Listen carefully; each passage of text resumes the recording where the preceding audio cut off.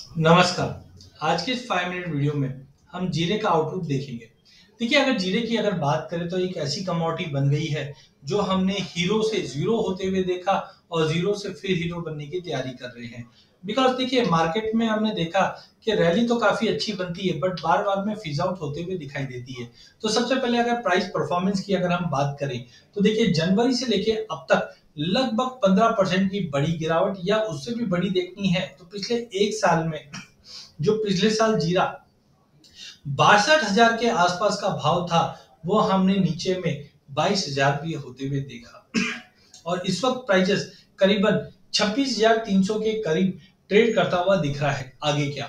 देखिए, अच्छी गिरावट थी मार्केट के अंदर, उसके कारण हम जानते हैं कि बम्पर स्विंग हुई थी मार्केट में, बम्पर अराइवल था मार्केट के अंदर।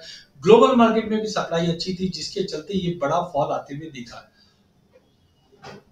पिछले 3 महीने में भी हमने गिरावट ही देखी है, लेकिन अब कहीं ना कहीं प्राइजेस एक बेस बना चुका है कि 25,000 के नीचे जाने की तैयारी में नहीं है और ना ही 30 के ऊपर जाने की तैयारी में है। 26,000 पे है। आगे क्या? तो आगे जाके मुझे लगता है कि इस बार अलग अलग तरीका रहेगा जो हमें देखना पड़ेगा कि प्राइजेस में कैसे मूव करेगा। तो सबसे पहले अगर हम स्ट्रेंथ की या पॉजिटिव बातें करें कि क्या क्या ऐसे फैक्टर्स है जो जीरे के भाव को सपोर्ट करें और ऐसे क्या क्या फैक्टर्स है जो जीरे पे हम दबाव देख सकते हैं। ये देखना दोनों ही जरूरी है क्योंकि बहुत बार होता है कि हम एक साइड के पॉइंटर देखते हैं तो हमें लगता है कि तेजी ज्यादा है, लेकिन हम कोशिश करते हैं स्वॉट एनालिसिस। इस स्वॉट एनालिसिस में हम कोशिश करते हैं आपको तेजी और मंदी दोनों की बातें बताएं ताकि आप तक एक कंफर्मेशन रहे कि मार्केट में तेजी का रुख है या मंदी का रुख है। तो हमने स्ट्रेंथ की अगर हम बात करते हैं तो जीरे के अंदर अब हम देखते हैं कि स्पेशली एक्सपोर्ट मार्केट में कहीं ना कहीं डिमांड धीरे धीरे इंप्रूव होते हुए दिखाई दे रही है। अगर हम ये डेटा देखते हैं एक्सपोर्ट का तो अप्रैल से जुलाई के बीच में जो एक्सपोर्ट है वो करीबन 58% से ज्यादा बढ़ा है, जहां पे मुझे लगता है कि अब धीरे धीरे जो एक हवा बनी थी पिछले 1 साल के अंदर वो अब कम होते हुए दिखाई दे रही है और एक रैली कर रहा है। वहीं अगर हम देख रहे हैं कि प्राइस के अंदर स्टेबिलिटी आने की वजह से अब स्टॉकिस्ट की डिमांड वापस बढ़े। देखिए, जब मैं पहले बात कर रहा था पिछले साल तो भाव में 2-2 3-3 हजार रुपए की तेजी मंदी होने की वजह से कोई भी माल लेना नहीं चाहता था। बिकॉज जो जीरा हम देखते थे कि 130, 140, 150, 200, 250, 300 में मिलता था, वो 650 तक पहुंच गया था, जिसकी वजह से कोई भी स्टॉक नहीं करना चाहता था। अब जैसे कि हम जानते हैं कि जीरे का प्रोडक्शन इस बार जैसे एफआई के द्वारा जो अपडेट आए थे जहां पे 107 108 के आसपास का बताया जा रहा था, वो प्रोडक्शन एक बार स्टेबल हो गया है। अब स्टॉकिस्ट की भी डिमांड धीरे धीरे इंप्रूव होना चालू हो चुकी है, जिसकी वजह से जो जीरा फ्लोटिंग में था अब लोग लेने लग गए थे क्योंकि स्टेबिलिटी आ गई, तो एफएमसीजी की डिमांड इंप्रूवमेंट होना चालू हुई। साथ में अब हम देखते हैं कि फार्मर ने बेचारों ने बहुत ही ज्यादा नुकसान झेला है। बिकॉज पिछले साल ऊंचे भाव के चलते हमने सोइंग अच्छी होते हुए देखी, जिसके चलते एरिया काफी ज्यादा बढ़ा था और एरिया जब बढ़ता है तो वहां से हमने एक बड़ा फॉल भी आते हुए देखा था प्राइजेस के अंदर। अब कहीं ना कहीं प्राइजेस के अंदर एक स्टेबिलिटी आ चुकी है और फार्मर अब दूसरे क्रॉप पे शिफ्ट होना चालू कर चुका है, जिसका एक पॉजिटिव असर हम देखेंगे प्राइजेस पे भी पड़ेगा। वैसे भी फेस्टिवल डिमांड सामने सामने चालू हो चुकी है, जिसके से कंजम्पशन बढ़ेगा। इंडिया का जो एक्सपोर्ट है अब तक हमने देखा है कि 2.25 लाख टन के आसपास पहुंच चुका है, जो पिछले साल के मुकाबले बहुत ही अच्छा है। इस बार प्राइस कम होने की वजह से ग्लोबल मार्केट में हम काफी ज्यादा कॉम्पिटिटिव है। चाइना से भी देखिए, जो पहले हवा बनी थी कि चाइना में करीबन 1 लाख टन के आसपास का प्रोडक्शन होगा, वो अब बताया जा रहा है 40,000 टन के आसपास का ही है। और चाइना से भी जो बाइंग है वो बढ़ते हुए दिखाई देगी। 1 तारीख से लेकर 7 तारीख तक चाइना मार्केट हॉलीडे पे था और चाइनीज न्यू ईयर जनवरी में होने की वजह से अब चाइना की जो बाइंग एक्टिविटी बढ़ेगी, ये भी जीरे को सपोर्ट करता हुआ दिखाई देगा।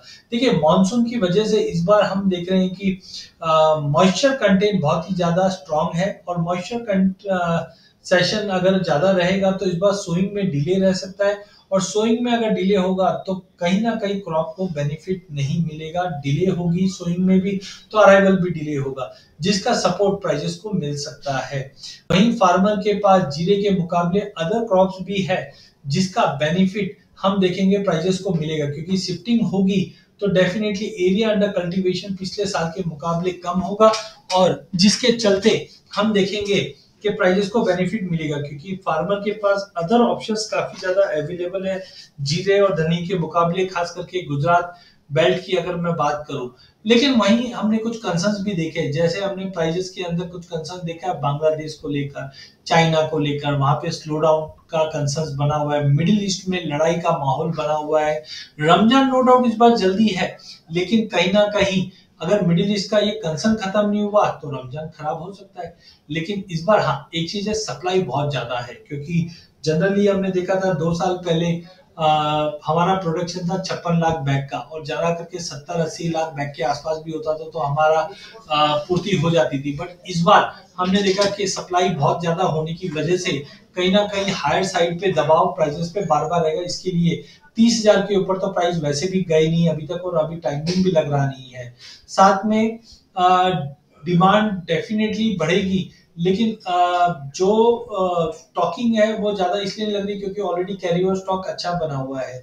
हाँ, चाइना से जो डिमांड है वो काफी इंपॉर्टेंट है एज ऑफ नाउ, क्योंकि अगर चाइना में स्लो डाउन और ऐसा कुछ होता है तो उसका इम्पैक्ट पड़ेगा, क्योंकि बांग्लादेश में भी हमने देखा कि जितने भी पेमेंट क्राइसिस है ये इम्पैक्ट देता हुआ दिखाई दे रहा है। अच्छा, नई क्रॉप का हार्वेस्ट भी हम चाइना, तुर्की, सीरिया में है, जिसकी वजह से थोड़ा बहुत अपसाइड कैप जरूर है। बट अब आपको देखना है, रिसेशन फियर ये सब तो है ही अपनी जगह पे, बट देखना अगर सोइंग का एरिया इस बार अगर हम इंडिया में कम होते हुए देखते हैं, उसका एक टेम्पररी बाउंस हम जीरे के प्राइसेस में आते हुए देख पाएंगे।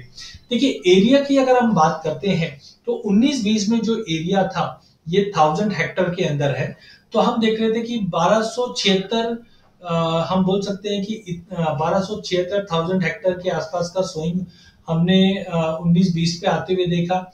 ये कम होकर हमने देखा था 1087, फिर 2021-22 में ये हो चुका था 870 के करीब, जिसकी वजह से ये रैली बनी और प्राइसेस के अंदर एक तेजी बनी। ठीक है, 22-23 के अंदर भी इंप्रूवमेंट हुआ एरिया, लेकिन जो 19-20 और 20-21 में एरिया था उससे कम होने की वजह से ये रैली 22-23 में भी कंप्लीट नहीं रही और तेजी बनते हुए दिखाई दी। रिजल्टन हमने भाव को 65,000 के ऊपर भी जाते हुए देखा।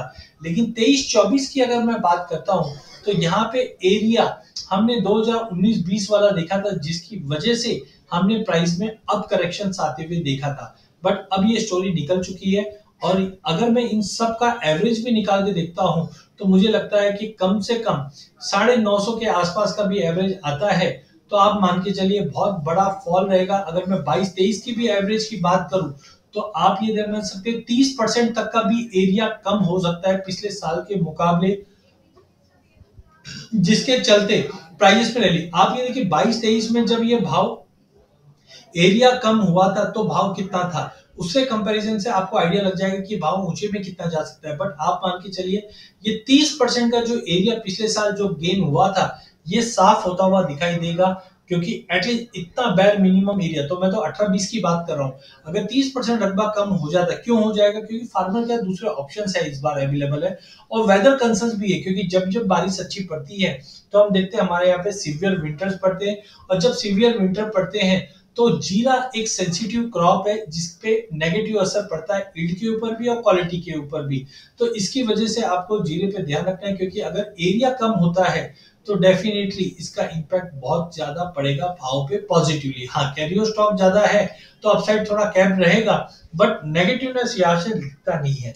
वैसे ही अगर हम प्राइस और अराइवल्स की बात करें तो इस साल अराइवल्स काफी शानदार रहा है। इनफैक्ट अगर हम देखें तो जनवरी में बिल्कुल नहीं दिखा, लेकिन फरवरी ऑनवर्ड्स ही हमने अराइवल बढ़ते हुए देखा था। इनफैक्ट मार्च में जो अराइवल आया था वो बेहतरीन था। 2021 के अंदर हमने एक बड़ा जंप देखा था, कोविड के बाद से अराइवल का बहुत बड़ा जंप आया था, उसके बाद से पहली बार हमने इतना बड़ा अराइवल देखा था। और अभी भी आप देखोगे तो सप्लाई कंटिन्यू मेंटेन है मार्केट में, जिसकी वजह से प्राइसेस एक स्टेबल बना हुआ है, नीचे में 25,000 के नीचे नहीं जा पा रहा है और ना ही 30,000 के ऊपर जा पा रहा है। वहीं अगर एक्सपोर्ट्स की बात करें तो अब तक एक्सपोर्ट हमारे काफी लुक्रेटिव रहे हैं, क्योंकि ग्लोबल मार्केट के मुकाबले हमारे प्राइसिंग अब काफी स्टेबल है, जिसकी वजह से एक्सपोर्ट डिमांड अच्छी रहेगी। पिछले साल के मुकाबले अगर आप देखते हैं तो एक्सपोर्ट नंबर अच्छे हैं जो अभी हमने देखे भी थे। सीजनलिटी अगर देखते हैं तो वैसे अक्टूबर की सीजनलिटी खराब है, क्योंकि पिछले 2 साल से हमने अक्टूबर में हमेशा गिरावट देखा है, बट इस बार थोड़ा सा ट्रेंड चेंज है, बिकॉज ऑलरेडी प्राइस को हमने काफी बड़ा फॉल हमने फरवरी मंथ में आते हुए देखा था और कंसिस्टेंटली हमने देखा सप्लाई ज्यादा होने की वजह से प्राइजेस के अंदर बहुत ही बड़ा फॉल पिछले साल से ही आना चालू हो चुका था। पिछले साल दिसंबर में हमने 30% का फॉल या पिछले साल अक्टूबर में 26% का फॉल देख चुके थे। तो इतने बड़े फॉल के बाद मुझे लगता है कि प्राइजेस के अंदर ओवरऑल सीजनैलिटी अगर पिछले साल की निकाल दे तो मुझे लगता है जो normal market stable to positive रहता है वो ही दिखाई देगा। लेकिन नवंबर मंथ की सीजनैलिटी मुझे लगता है कि हमेशा तेजी की रही है पिछले 3 सालों में, जो लगभग 3 से 6% की तेजी दिखाता है। तो मुझे लगता है कि अक्टूबर और नवंबर मंथ जीरे के लिए सीजनैलिटी के हिसाब से भी तेजी का रुख रहेगा, जिसका एक एंट्री लेवल बनता है।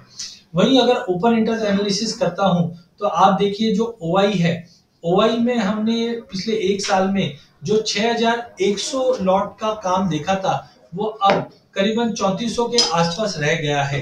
तो कहीं ना कहीं थोड़ा बहुत हम देखेंगे कि ओआई में कमी है और कमी होने की वजह से जो लोएस्ट लेवल हमने देखा था प्राइजेस के अंदर था वो था करीबन 21,300 का भाव अप्रैल में, और यहां से हमने ओआई में कंटिन्यू स्टेबिलिटी देखी है। इसका मतलब है मार्केट में जो दबाव था वो अब धीरे धीरे कम होते जा रहा है और स्टेबिलिटी बन रही है। तो यहाँ पे हम ओआई सबसे लोएस्ट लेवल पे हमने पिछले साल ओआई 6100 तक देखा था।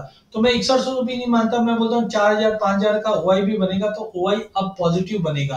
तो इसका मतलब है कहीं ना कहीं बाइंग एक्टिविटी जीरे के अंदर प्रबल है और उसको इग्नाइट क्या करेगी, सोइंग का एरिया इग्नाइट करेगा। सप्लाई अच्छी रहेगी हमारे पास, इसके लिए बड़ी तेजी तो नहीं दिख रहा हूँ, बट 30,000 का लेवल हम वापस देख पाएंगे जो जनवरी 2024 में हमने देखा था।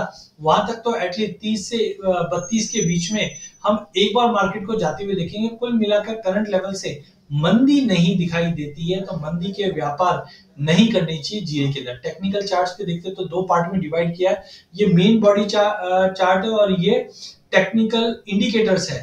तो यहाँ पे आरएसआई अभी भी देखिए 50 के ऊपर नहीं गई है, तो एज ऑफ नाउ कंसोलिडेशन कर रही है। एक बार ये 50 के ऊपर निकलता है तो पॉजिटिविटी हमें दिखाई देगी। As of now market stable है यहाँ पे, लेकिन मुझे लगता है कि आने वाले टाइम के अंदर कहीं ना कहीं जीरे के अंदर आरएसआई अगर थोड़ा भी पॉजिटिव बनता है तो एक पॉजिटिव नहीं। अच्छा, अभी तक मार्केट कंसोलिडेशन में, क्योंकि चॉपीनेस इंडेक्स एक रेंज है, जब भी ये चॉपीनेस इंडेक्स ऊपर जाता है तो मार्केट एक दायरे में रहती है। वहीं मैगडी जीरो लाइन से मार्च से क्रॉस ओवर दे चुका है जो पॉजिटिव बताया था, अभी ये न्यूट्रल है। एक बार जीरो लाइन के ऊपर अगर निकल जाता है तो हम एक पॉजिटिव ट्रेंड में बैठ सकते हैं। तो सिग्नल कोई ज्यादा स्ट्रांग नहीं है, लेकिन यहाँ पे अगर आप देख सकते हैं तो मार्केट में एक बड़ा फॉल आया, रिट्रेस आया और एक कंसोलिडेशन जोन में चले गया। जैसे प्राइस 200 मूविंग एवरेज का लेवल तोड़ता है तो हमें 31,800 तक का लेवल दिखता है। और ये देखिए टाइम फिबो चेंज हो रहा है। देखिए यहाँ पे हम टाइम फिबो क्यों लेते हैं, ताकि हमें क्लैरिटी मिले मार्केट में हो क्या रहा है। जैसे यहाँ पे टाइम फिबो चेंज हुआ, मार्केट में गिरावट के बाद तेजी आई, थोड़ी गिरावट के बाद फिर तेजी बन गई। यहाँ पे हम देख रहे हैं कि मंदी बन गई, अब ये टाइम फिबो चेंज हुआ है थोड़ी गिरावट के बाद, अब ये तेजी का रुख दिखा रहा है। तो एक बार प्राइस 200 मूविंग एवरेज मतलब 27,000 के ऊपर भी अगर निकल जाता है तो हम फेज मैनर में 27 के बाद 28,600 700 का लेवल और ऊपर में 31,800 तक का भी लेवल हम देख पाएंगे। तो कुल मिलाकर वीकली चार्ट के ऊपर जीरा बहुत स्ट्रांग है। अगर इसको सम अप करता हूं तो जीरे में आरएसआई 4470 के करीब है, 50 के ऊपर जाने पे हम एक अच्छी तेजी देख पाएंगे। जीरे के अंदर प्राइस 26,000 के ऊपर अच्छे से मेंटेन है, जो 50 मूविंग एवरेज के थोड़ा सा नीचे जरूर है, बट 200 मूविंग एवरेज के बिल्कुल करीब है। तो टाइमिंग थोड़ा सा कंसर्न है, एक बार 200 मूविंग एवरेज के ऊपर आ जाता है तो और स्ट्रेंथ बनेगी। मैगडी है वो न्यूट्रल टू पॉजिटिव है, एक बार जीरो लाइन के ऊपर निकलता है तो पोजिशनली एक बाइंग एक्टिविटी बढ़ जाएगी इसके अंदर। चौपीनेस 57 पे है, थोड़ा सा मोमेंटम कम बता रहा है, बट जैसे ही हम अक्टूबर एंड तक पहुंचेंगे और सोइंग की एक्टिविटी देखेंगे कि सोइंग में कमी है तो ये एक बड़ा ट्रिगर का काम करेगी। तो इसी को देखते हुए मुझे लगता है 26,000 एक अच्छा लेवल है बाइंग करने के लिए। 23,400 का एक एडवाइजेबल स्टॉप लॉस रहेगा। ऊपर में मुझे लगता है कि 30 से 31,000 का लेवल अगले 1.5 से 2 महीने के अंदर या दिसंबर तक की अगर बात करूं तो मुझे कंफर्टेबली लगता है कि जीरे में एक अच्छी बड़ी तेजी बन सकती है। तो कुल मिला के फंडामेंटल, टेक्निकल, डेटा, सीजनलिटी सभी को देखते हुए जीरे के अंदर मंदी नहीं करनी चाहिए। तेजी करनी चाहिए, एक्यूमुलेट करना चाहिए 26,000 के आसपास, जो 30 से 31,000 का लेवल एज ऑफ नाउ मुझे लगता है मार्केट में तेजी दिखा सकता है। इसी के साथ मेरा सेशन एंड करता हूँ। बहुत बहुत धन्यवाद। चैनल को जरूर सब्सक्राइब कीजिए। इस चैनल पे हम आप तक इक्विटी, कमोडिटी, करेंसी के अपडेट लाते रहेंगे। वीडियो पसंद आने पे इसे लाइक और शेयर जरूर कीजिए।